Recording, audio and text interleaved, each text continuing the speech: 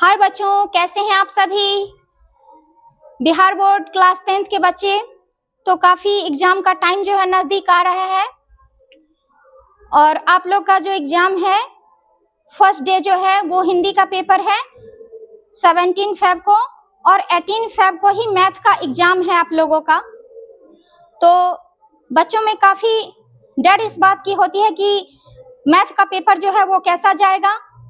तो मैंने बता भी दिया है कि पेपर जो है बहुत हार्ड आने वाले नहीं हैं।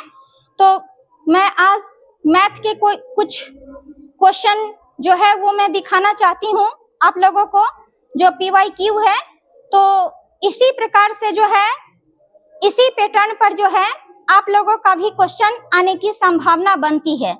तो देखिए कुछ क्वेश्चन जो है तो उसे देख लीजिए आप लोग। पहला क्वेश्चन जो मैंने लिया है वो सिद्ध करे कि 5 माइनस √3 एक अपरिमेय संख्या है। या इस प्रकार के जो है कई क्वेश्चन एग्जाम में पूछे जाते हैं। इस प्रकार से जो है √5, √3, √2 एक अपरिमेय संख्या है। तो इस प्रकार के जो है क्वेश्चन हमेशा एक जो है क्वेश्चन डाले ही जाते हैं। तो आप लोग जो है इसको एक बार रिवीजन कर लेंगे। और दूसरा नंबर क्वेश्चन है अभाज्य गुणनखंड विधि से ये आपको 96 और 404 का HCF और LCM ज्ञात करना है। तो इस प्रकार से भी यहाँ पर अंक कुछ दूसरा भी हो सकता है, तो आपको HCF LCM निकालने आना चाहिए गुणनखंड विधि से। उसके बाद तीसरा नंबर क्वेश्चन आपका रूट के अंदर है 1 + sin theta upon 1 - sin theta is equal to sec theta होना चाहिए। यहाँ पर क्योंकि अंदर जब थीटा है तो यहाँ पर भी थीटा होना चाहिए, थीटा यहाँ भी थीटा।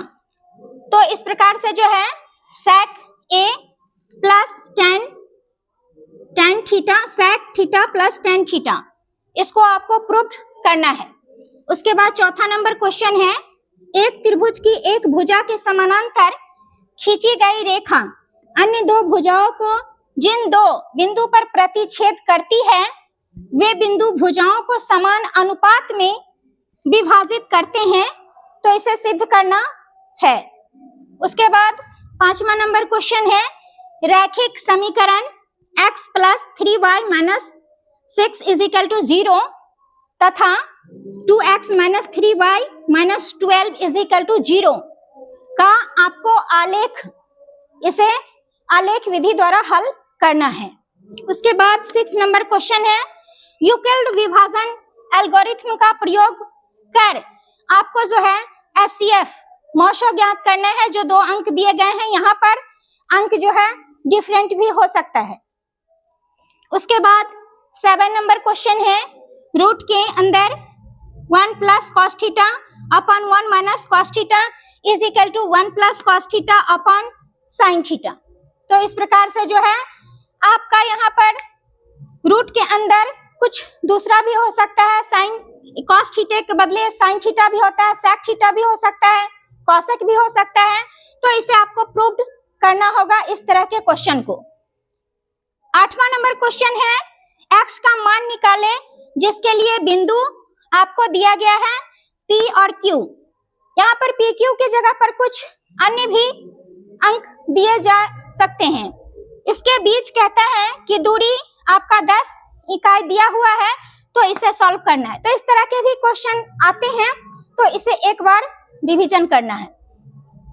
9 नंबर क्वेश्चन है एक त्रिभुज का क्षेत्रफल आपको ज्ञात करना है जिसके शीर्ष आपको दिए गए हैं।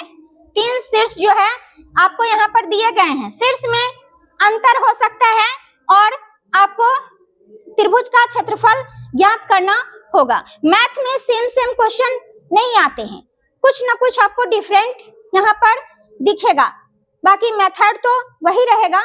आप लोग को थोड़ा सा बस कंसेप्ट में बनाना है। तो इस प्रकार से है।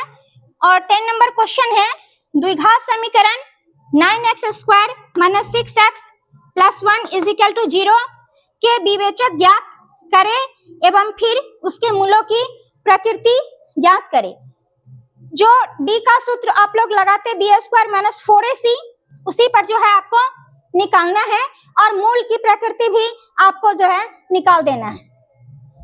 Minus B plus minus root under D upon 2a, इस फॉर्मूले को जो है लगाकर जो है आप इसको निकाल सकते हैं। उसके बाद 11 नंबर क्वेश्चन, बंटन का बहुलक ज्ञात करना है। तो बंटन का बहुलक आपको यहाँ पर कुछ भी दिया रहेगा।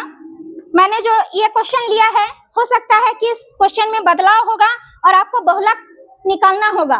तो निश्चित रूप से एक बार फार्मूला, मैथ्स के जितने भी फार्मूले हैं सबको आप लोग जो है एक बार जरूर से रिवीजन करके आप लोग को जाना है मैथमेटिक्स के रोज। तो एक बार निश्चित रूप से इसमें एक ही क्वेश्चन में कभी कभी माध्य, माध्यिका और बहुलक ये तीनों जो है पूछ दिए जाते हैं। तो इसको आप लोग निश्चित रूप से फार्मूले को कम से कम पूरे अच्छे से ध्यान में रख लेंगे तो सॉल्यूशन जो है आप लोग का निकल जाएगा। तो इस प्रकार से जो है ये सभी क्वेश्चन जो है लगभग इसी पैटर्न से आते हैं। तो आप लोग निश्चित रूप से बच्चों एक बार सभी क्वेश्चन को बस रिवीजन कर लेना है। अब बहुत ज्यादा तो नहीं आप कुछ कर सकते, लेकिन आप इसे रिवीजन करके अच्छे मार्क्स अपने स्कोर कर सकते हैं। तो थैंक यू।